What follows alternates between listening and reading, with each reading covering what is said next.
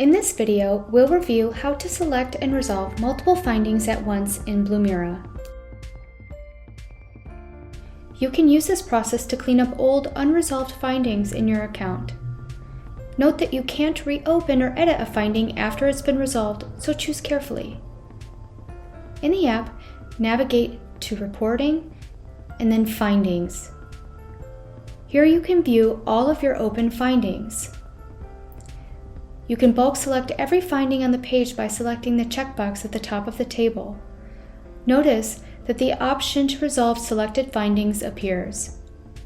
Alternatively, you can select individual findings by selecting the checkbox at the start of each row. Again, choose carefully as you cannot edit these findings after they're closed.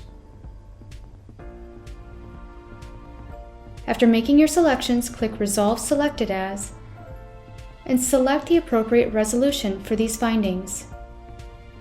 Here you can type a resolution note to explain the resolution that you chose, and then click Save.